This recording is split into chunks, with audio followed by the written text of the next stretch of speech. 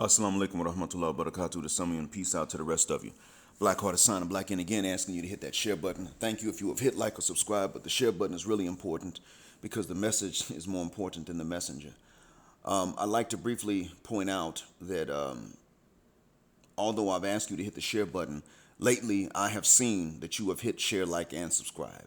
I've seen it in the views and in the likes and the subscriptions. Thank you. I have gotten 299 subscriptions in the last 28 days. Now that's 299. Actually more than that.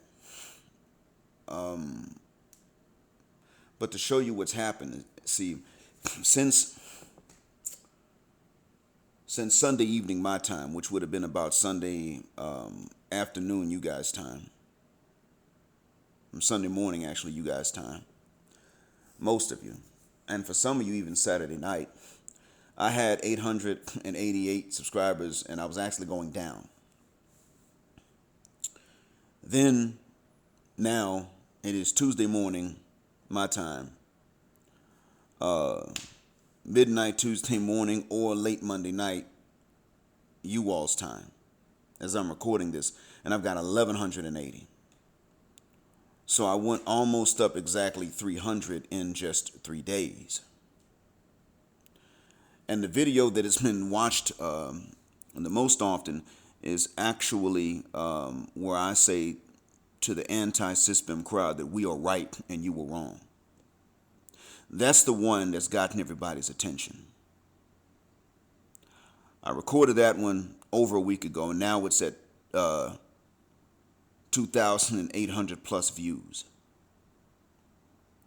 I had never gotten that many in so short of a time. Now I have some videos that have 2,500 views from 2 years ago.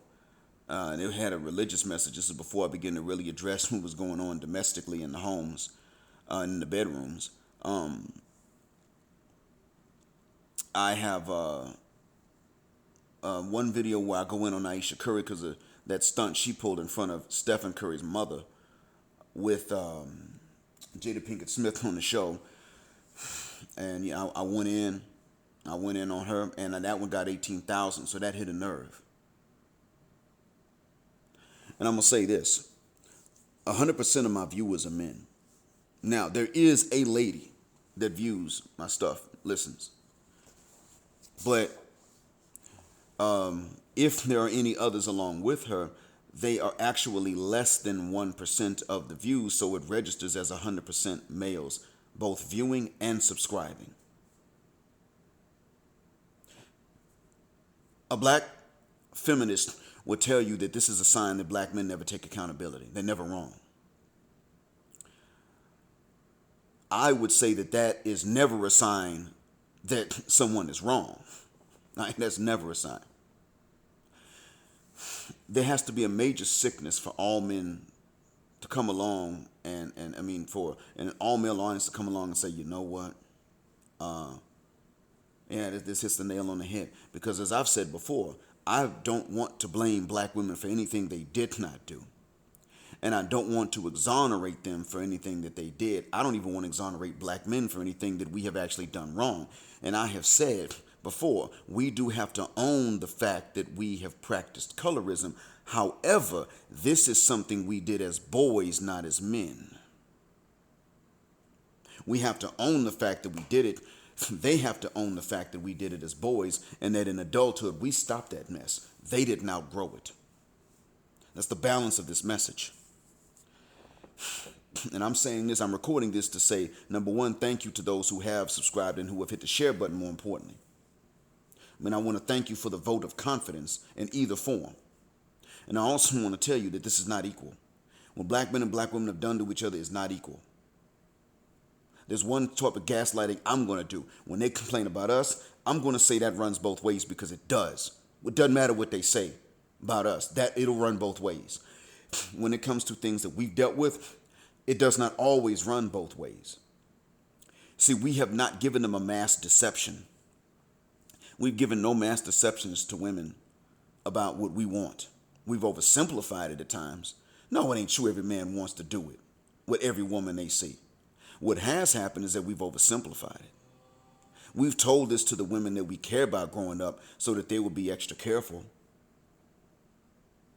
But we haven't deceived them. We haven't done that, certainly not for our own benefit. They have deceived us even when we were related, so that most of us would grow up willing to pay for very little, and so that the few that they wanted would not have to pay, and they would get a whole lot in exchange.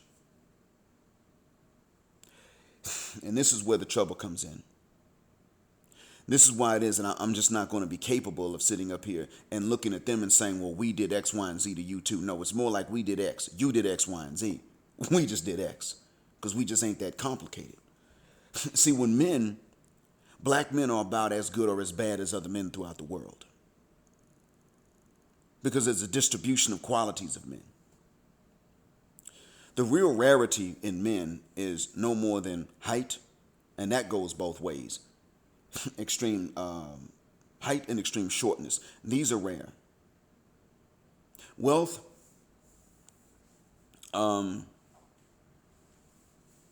that's also rare too. Wealth is very rare in men, but poverty is not. Around the world, poverty is not. And even in first world nations now, it's increasingly so. Poverty is becoming more common among men that used to be in the middle, and women too. Both of them are facing a rise in poverty, but the women are insisting upon saying he has to be wealthy. He's got to have more than I do. Even if I'm competing with him for resources and jobs, he has to have more than I do. Even though the law is not allowed to favor him in the acquisition of resources and jobs, he still has to have more than I do. So he has to beat all odds to qualify for me, whether it's marriage or just to fuck. I apologize, or to just to fornicate, or just to date, whatever the case is. But then when they come across someone with whom they want to fornicate, they throw these standards aside, and he just gets to go in there and tap that, and she's going to present the bill to someone else. Y'all have heard me say this 1,000 times.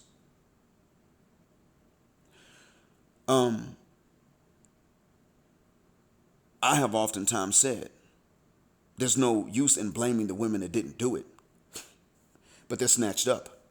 It's not that they don't exist and nobody can be that. It's just that they're already snatched up. They're already with someone from a young age. And a few men were lucky enough to find them, and those are lottery winners, and they don't really count in the percentage. But then you've got, you can't really count them in studies or anything because they're such outliers. But then, of course, you've got the majority, and the majority don't even necessarily just hate every man they see, but they're easily moved to despise most men if they pay attention to them for long enough. In other words, they may just not notice you, but if they do notice you for whatever reason, you're more likely to be noticed with some contempt than with some admiration, statistically speaking, because of whatever you don't have. And whether it be financial or physical. And they're not teaching any man what women want, not even their own sons. And even though this lessens the chances of them having any grandkids, they're still not doing it.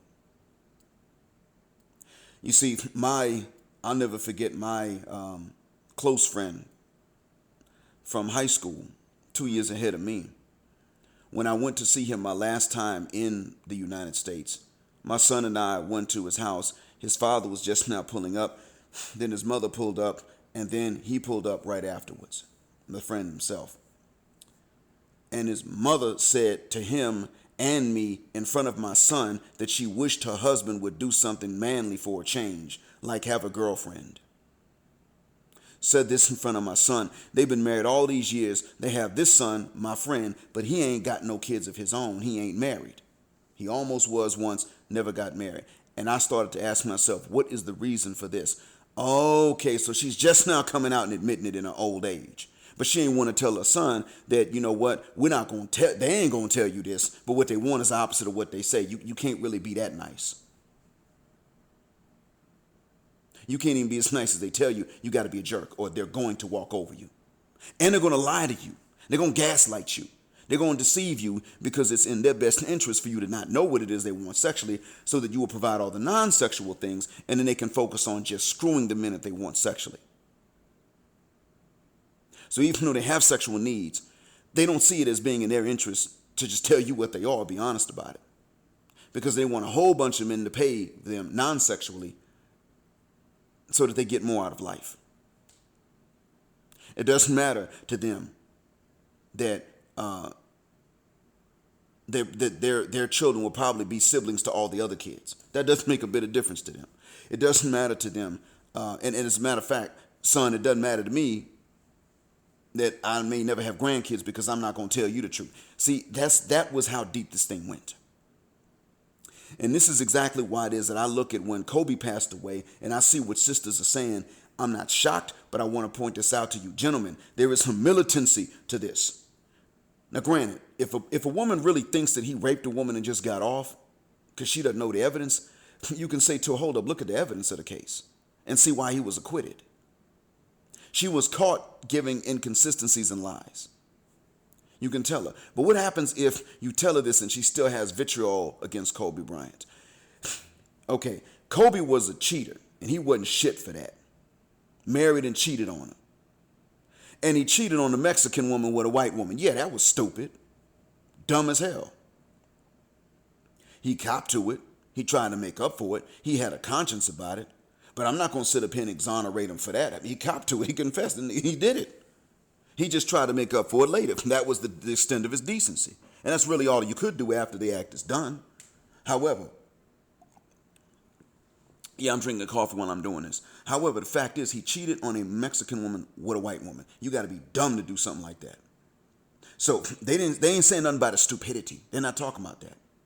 He wasn't stupid on the court. He just made a dumb decision. But what they're saying is he raped a woman and he wouldn't marry a black woman because he had too much money. That's what they're saying. It's all about the bag.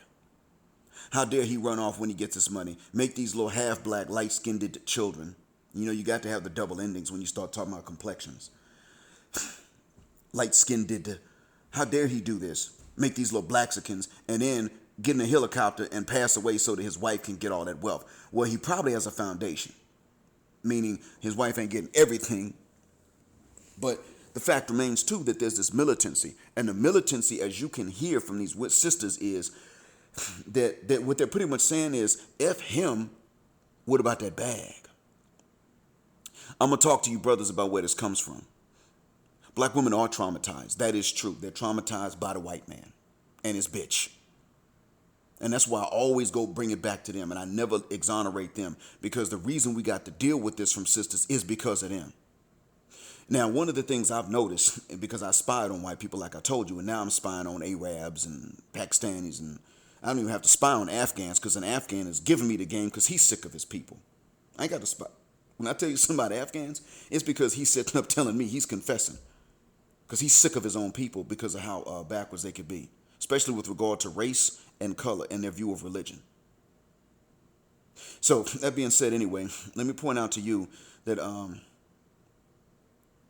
let me go ahead and explain to you that in these homes, when a white man is actually not that hard on black people, you know who gets into their grills about it? It's white women. Now, the white women might be liberal and socialist, too much so for the traditional concerns of the men that are traditional and conservative. But nonetheless, these women will get on them. These women will get on their cases.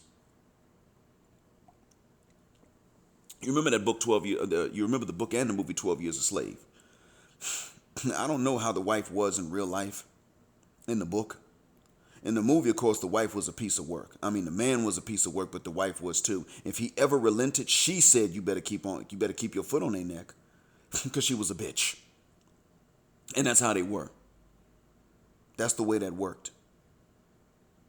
That's the way that still works today. When that white man decides that he's not going to cause trouble, or if he gets into a traffic argument with a black man and he doesn't show out, it's that white woman that's going to egg him on. You let him punk you. You're scared of niggers.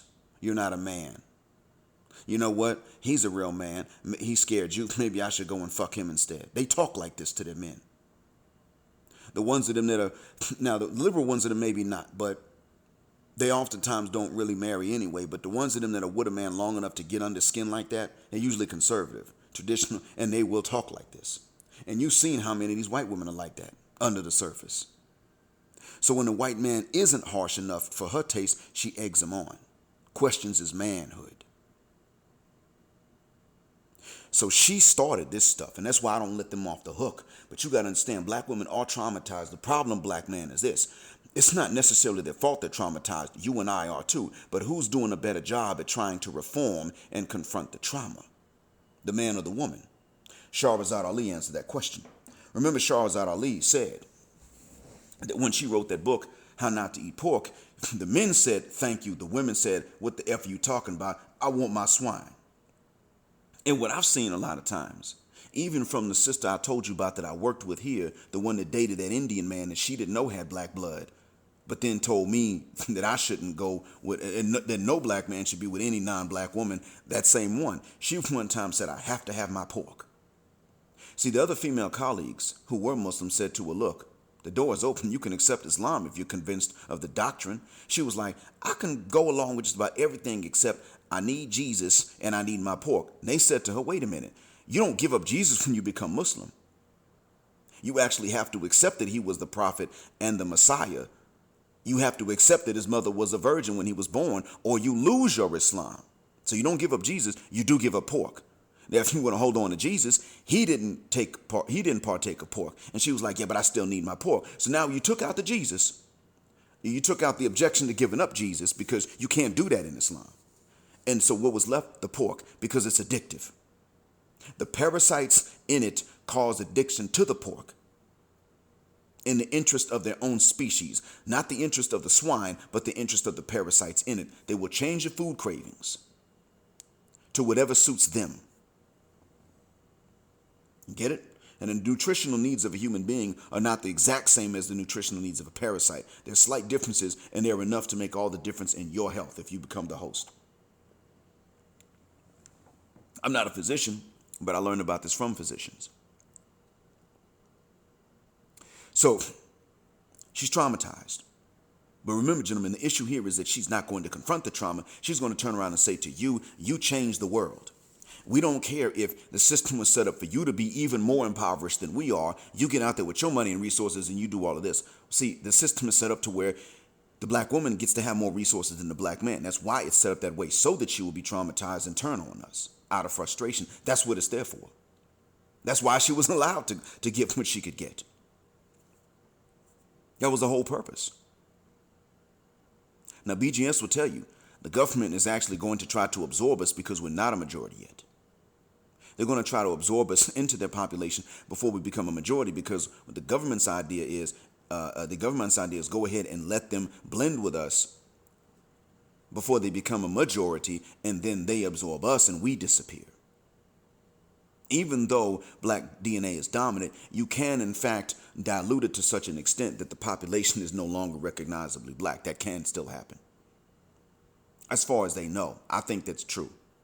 Others may beg to differ. But BGS has said this is what the government's policy is. They've said it in reports. What I'm telling you is that the average man on the street ain't necessarily with that. I want you to understand that. The average man, I'm not even just talking about white men, the average white man, but also the average other man of color is not with that. And this is what I want y'all to keep in mind. Sisters now going to take a very militant stance, and they're going to say it's okay when we swirl. It's just not okay when you swirl. They're going to tell you this. When they say this is what's sad about it. They don't understand that, see, they're thinking about that white man. They're passing up the other men of color. Now, this is something that's telling of the black woman, or rather the black women that choose to do the swirling.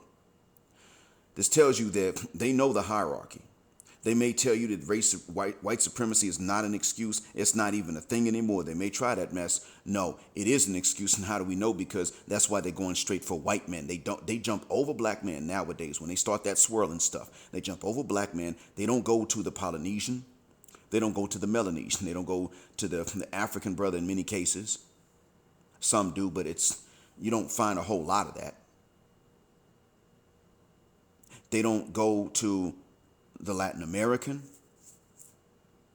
If they do try to go Asian, it's never the Malaysian or the Indonesian or the Cambodian or the Laotian man. It's never them. If they try to go Asian, it's the Japanese, it's the Chinese, it's the Korean. The ones who have the worst attitudes against us. They go there. That's where they go. It's always that. If they do it even that much. They usually don't, though, because they know white folks still consider the Asians to be beneath them. They go for the one man that is the most arrogant, considering himself to be above all others and having shaped world history by that. With that policy, colonization of everybody else. They might try to go for the Arab man if he's a rich Arab. What's the reason? Well, because Arabs have been whitewashed. Now you understand. So they'll go for that. Oh, that's okay. But you start talking about other men of color, Latin American men. You start talking about other black men. No. Then again, I guess that's a different category. But you start talking about other men of color, and they don't want to hear the stuff. Don't say anything about it. Then they start talking about, well, maybe he needs a green card. But if he's from Italy or he's from France and he needs a green card, they'll take it. If he's got melanin in his skin, then they say right off the bat, maybe it's just for a green card. That's not what's stopping them. They don't care about that. I'm telling you, that's not it. It is because they're susceptible to what they're going to hear from other races who would say, oh, you couldn't get you a white man, so, this is just great. The wetback and the niggas are shaking hands. They don't want to hear stuff like that. Even in their imagination of somebody else saying it, they don't want to hear it, so they go straight for the white dude because he is the oppressor. If they were going for these other men of color, a lot of white men ain't interested in them. But if they went for these other men of color, they would quickly find out how uninteresting they are or how unappealing they are to these other men. Black men find them appealing, naturally. I think that black women are gorgeous, naturally. But I can tell you now, Arab men don't. Non-black Arab men do not find them appealing. Many Latin American men, I don't really know. It depends on the nationality, I'm sure. But there are quite a few of them that don't.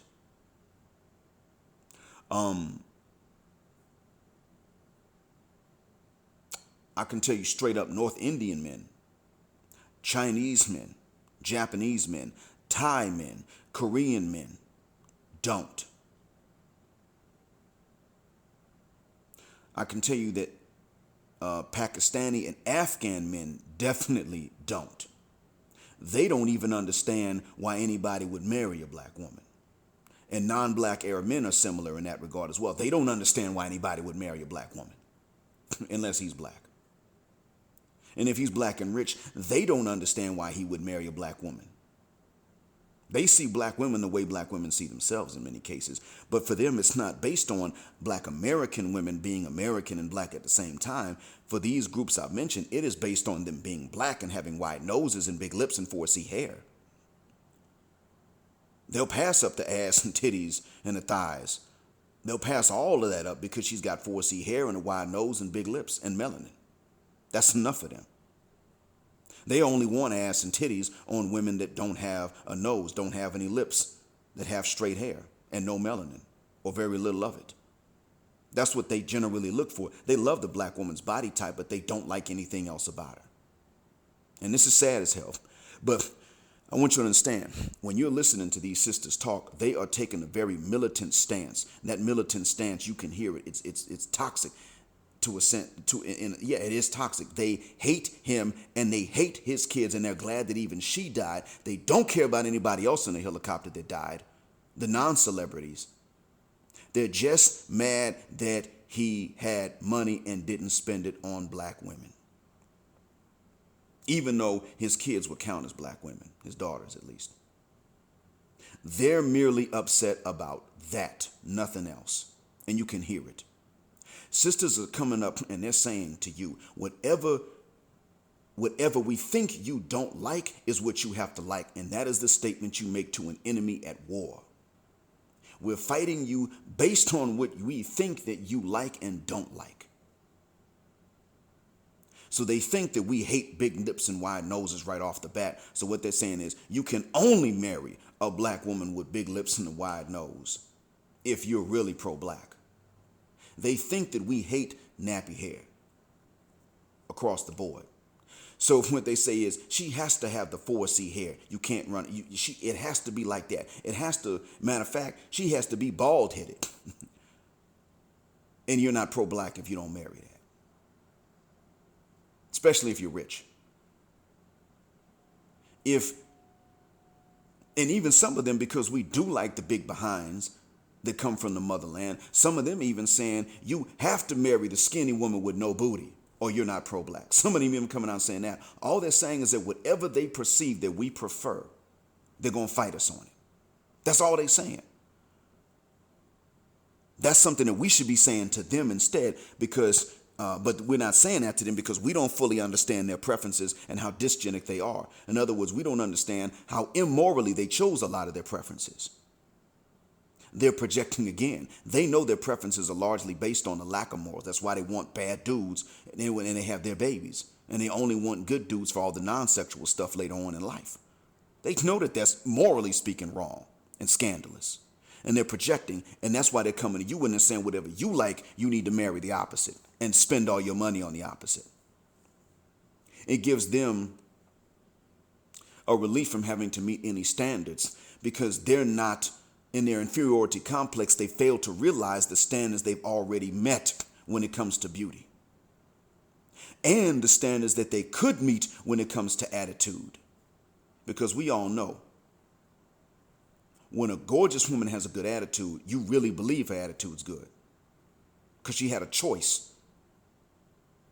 So they failed to realize that they would actually surpass the standards for attitude with their gorgeous looks. If they change their attitude, they're missing all of that because they got that inferiority complex from a cave bitch named Miss Ann. And they cleaned her floors, not knowing that Miss Ann was also not very nice to the white women who couldn't afford to pay Sapphire to clean her floors. They looking at Miss Ann. They ain't looking at the one that couldn't afford the one that had dirt floors like us. They looking at Miss Ann. I want what Miss Ann had, failing to realize that Miss Ann and Master Charlie were in on a global system plot to make sure that the more melanated you are, the less you're going to have. And that's exactly why India is poor as hell today. That's the reason why it is. Britain still owes them money from World War II. They never paid it. England paid Canada. They paid Australia the money they owed from for World War II because they got support from these places. But they never paid Bangladesh, India, or Pakistan. At the time, it was all India. They never paid Jamaica. They never paid Trinidad, Barbados, Grenada. They never paid Guyana. You understand where this is going. You see, they never paid Nigeria or Ghana. They never paid the part of Somalia they used to colonize. They never paid Zimbabwe or Zambia or South Africa. They never paid any of these former colonies for the aid and assistance rendered to them during World War II. I'm sorry, they actually did pay South Africa. I apologize. They paid South Africa because it was white ruled. They paid on the basis of melanin. And Sapphire is looking at this and doesn't give a rat's ass, and she wants to blame you for the money you don't have. And then when you got money and you have options to go somewhere where you're not blamed for stuff you didn't do, she wants to blame you because you ran and took that option. You're the sellout. How dare you do that? You're supposed to stay there and suffer. Are you effing kidding me? My job is to sit there and suffer. And then when I get money and I got options, stay there and suffer to prove to you what? That you're not inferior because your nose is wide and your lips are big and your hair is 4C and you got melanin and you got a big old booty and big old titties and thunder thighs. You're supposed to know that you're not inferior because of that in the first place. And when I say this to them, they want to come along and say, wait a minute, hold up. Now, see, you know that women are insecure. I don't fib a guck. Women and men are going to be insecure if you hit those insecurities and try to logically convince them of an insecurity. Any of them will be insecure. But you want to sit up and tell men that even just being objective about how someone else feels about you means you're insecure. Means that we're insecure as men. And then you want to use that insecurity as a reason to eliminate more of us from the vagina. Let's call it what the hell it is. You want the right to do that, but you want us to overlook insecurities when you have them and say that that just comes with being a woman. So what you going to blame God for screwing up the creation? You saying that God just designed you to be insecure? You saying that God just designed white folks in a way that makes them superior? That's what you saying? You see, their standards, to a certain extent, as I've said before, actually go into blasphemy. Subconsciously, unintentionally, but they go into blasphemy. And this is why I've told you, don't ever accept that you have to be some kind of Superman just for her to be Lois Lane. If you got to be Superman, she better be Wonder Woman. And what they're saying to you is, I'm a woman. You got to accept these flaws. But by the way, with all these flaws, I'm still a goddess. And you need to be a god. What kind of blasphemous stuff is that? And unfairly blasphemous at that. It's not even equal-handedly blasphemous. It is unevenly blasphemous. And if you could fly and you were bulletproof, they would wear kryptonite around you and then blame you for being susceptible to that. Just want you to understand that. So again, this is not equal. And Kobe Bryant is proof of this. This is not equal. We did not drive them away. They drove us away. And Shahrazad Ali said in a video, you can look it up, WFSU space, public space television. That's the YouTube handle name for them. Shahrazad Ali interviewed Florida State University in 1991. At the 51-minute, 35-second mark, she said that white folks are facing the same thing, and they were telling her this because of a book. It had crossed over. The interviewer changed the subject and said, so you're going to Africa, right? Yes, Nelson Mandela invited me to Johannesburg. He said the black woman is running after the white man over there since the collapse of apartheid, thinking it's going to give her better benefits. This is 1991, she said it. Mind you, this is what we're seeing from the same group of women that don't want a light-skinned black man.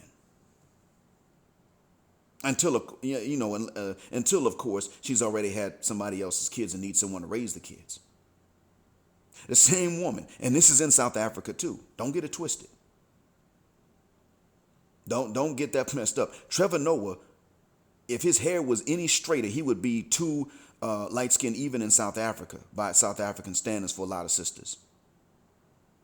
But now, if he was an actual white dude, he would be walking through the mall and black women would be trying to be seen with him if he was an actual white guy. You understand? This is what we're dealing with now. So I want you to understand now that this militancy that they have towards black men and what we like, it's going too far. They don't care about Kobe Bryant's kid because the mother's Mexican. They don't even care about the non-celebrities that died in the helicopter with him. They don't give a rat's behind. They're only upset that he didn't make a black woman rich. Yet and still, many other black men who make $100,000 or more have married black women. That's actually the norm for black men, even when they make more than $100,000. Still the norm. They don't even care about that. Y'all get money and run after these white women. And this is a narrative even in Brazil. As a matter of fact, it actually happened in Brazil. And that stereotype in Brazil, which was based on some truth, was repeated over here over there where you are in the United States. It was repeated in black America. So we thought that was true there too, even though in fact, even among black actors, most of them married black women. Denzel, Samuel L. Jackson, Courtney B. Vance. Hell, you can say what you want about Ike Turner. He married a black woman first. And some people have come out and said that he didn't abuse Tina. I don't know how true it is. But some people have even said it. If he did not abuse her, and she said it and put this in the book, that would explain why he was with white women after that. You were being driven away, black man. You don't hate black women, I know that. You are being driven away from black women, by black women. And the reason why the white man ain't trying to drive you away from her is only because she's doing it herself. If she stopped, then he would be stepping in trying to drive a wedge between the two of you. But he ain't got to do it because, well, whatever he's told or whatever he's gotten Miss Ann to tell Sapphire, Sapphire doesn't listen to. And you a liar. in her mind. That's what's going on right now. And I can say this, having married non-ADOS, I can tell you that is actually one of the wisest choices I made. I could say that without even having to think about it. That's one of the better decisions I ever made in my life. Marrying a black woman, but who's not African American and who's not even Western. I was lucky I had the chance.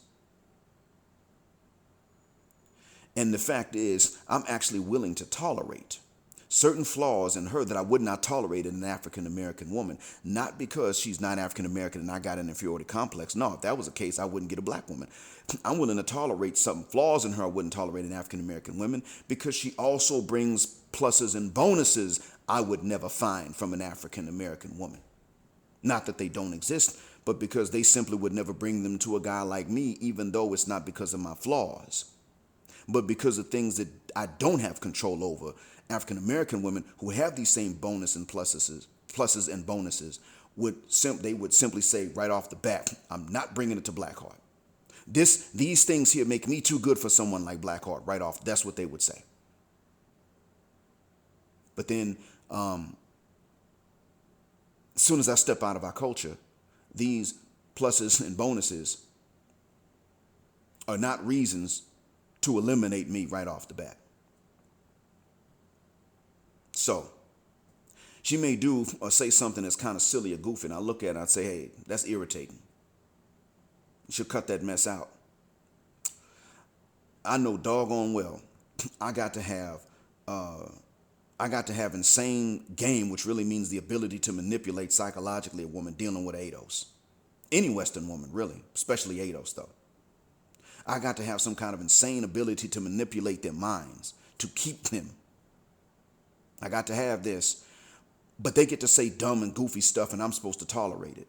In my mind, if I got to have all this psychological manipulative ability to keep them and they get to just say goofy and dumb and childish things, that's the reason that I should be leaving them for someone else who ain't gonna say it. And this is another thing, black man, I want to tell you. Last thing and then I'm gonna jump off. I want you to understand this, black man. Everywhere outside the West ain't the same. Non-Western cultures do differ from each other. But you have to be ready to leave every single woman that's going to act the same way as the Western woman. Because the Western woman, especially Sapphire, is going to try to tell you that, well, all women are like this. They don't want you to say this when you're talking about Western women. But then when you start talking about non-Western women, they want to tell you that all women are the same and you ain't going to escape nothing going elsewhere. Which one is it? All women are like that or not all women are like that? Only one of them can be true.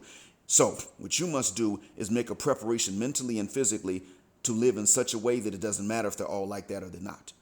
You eliminate everyone that shows they are like that. If they want your resources and they actually expect to get them without being a helpmate and a partner and being a source of peace for you, being of value, being of the value that they want from you, then you drop them, all of them, every last one. And when all women realize that men would rather be alone by themselves than to be with women that are just going to ruin their lives and ruin their minds and ruin their sanity and deny them peace and then spend all the resources, put them in the poorhouse, then all of them have to change or stay by themselves. This is something you got to do. The good news is women have been conditioning men to do this from the beginning of time. We just didn't realize it. So go ahead and do that. Go ahead and make them understand the next time you talk about abroad and a sister jumps in a conversation, or a Western white woman for that matter, and says, well, they just want you for a green card or for a passport or something like that. They're using you. You say to them, what is the difference between me being used over here and me being used over there? Okay, find me a Western woman here that's not going to use me for these things and it's not going to use me for something else either. Find me one. I also say to them, and they're not going to find you one. What they're going to do is they're going to say, well, they're out there. You say, yeah, but see, you find me one because I'm not finding them. You want me to believe that all women are like that, when I look abroad, but you want me to believe that not all women are like that here in the West. The only difference between these two ideas is that it suits you for me to think this way. That's it. There's nothing for me to gain from that. It hasn't helped me yet thinking that way, but it'll help you if all of us think this way, because then we'll stay focused on you right here thinking that they're going to use this so that you can use this more easily. How about you fuck the shuck up and get out the way? I'm getting this passport. I'm getting a ticket. And whatever I do have, if I'm going to spend it on someone, I'm not going to spend it on you. Because you ain't going to do what I tell you to do, even if it's good for you. If I have a child with you, you're not going to tell the child. Actually, you're not only going to not tell the child, tell the son especially, what you want and what other women want. You're going to lie to him. At least she might fuck the shuck up over there, just not say nothing. You're going to lie to him and confuse him and ruin your own chances of having grandbabies. That's what you're going to do. This is the truth of the matter. This game is contemptuous. It is almost hateful the way they're playing it. Matter of fact, it is hateful. And now we see it, which is why they're saying about Kobe Bryant what they're saying. Not even because they believe the rape accusations. Some do, some don't. They don't know. People don't read. I get it. But independently of that, what's going on is that they're mad because of the bag and nothing else. They're mad because he wasn't validating black women. What they fail to understand is that they have also socialized each other to not validate black men, except, of course, the bucks, the ones who fit the negative stereotypes that exist in other people's minds about what we're supposed to be. They're trained to validate those men and nobody else. Not those of you listening in this audience. Why? Because you have a laptop, because you can operate a computer, or because maybe you're listening on the phone, but because of merely the intellectual content of what you're listening to, like Lauren London did and admitted she did when Nipsey Hussle listened to motivational tapes. I find them boring and corny. Man, how about you fuck the shuck up? You fell in love with a fictitious character by your own admission and confession. You fell in love with a fictitious character in a gangster movie because he killed a Korean couple in a store. I didn't have any affection for a fictitious Korean couple in the store, but because he killed them over a word, she fell in love with him. He's so gangsta. She admitted this before she was with Nipsey Hussle. You are dealing with this, and remember, she came from a white Jewish father and a black mother in Malibu. You were dealing with this black man. And I want to give a shout out to Babatunde Umanah, not because I hate O'Shea Jackson. Now, O'Shea's probably going to roast me for this, but it's not because I hate him. However, I do disagree with his approach to a certain extent, but hey, it's his channel. However, I want to give a shout out to Babatunde Umanah because I've been saying black Western women. I didn't know about Babatunde Umanah when I said this. I just found out yesterday. I saw his article in the Negro, it wasn't featured in Negro Manosphere. It was featured on his server. Babatunde, thank you, bro, because you explained that it is a Western phenomenon. It's not just a black phenomenon. You explained that. It's a Western phenomenon. And that, as I've said, Africa's diverse. And you told them that you're going to find the foolishness even in parts of Africa. You and O'Shea agreed about that. But you told them there are going to be parts where you find this foolishness and this mess. So you got to look carefully even when you look back in Africa. But considering different parts of Africa is still better than limiting oneself to America or Canada for that matter. I knew the UK was jacked up, bro. I knew because of colleagues. You confirmed it. They're just as bad in the UK as they are in the States, just like I said. My colleagues told me before I ever knew that there was a Babatunde Umanah. But you know what? On the real, I'm so glad that you confirmed this, man. You keep your foot on the necks of anybody that tells you that you don't know what you're talking about. Not because I hate O'Shea, that's not the reason, but because that's just not the right thing to say when in fact you do know. So yeah, keep informing people, bro. Appreciate that, man. You helped out. You helped me out and you don't even know me. I'm a nobody. Thanks a million. So, appreciate you all being patient with this rant of mine.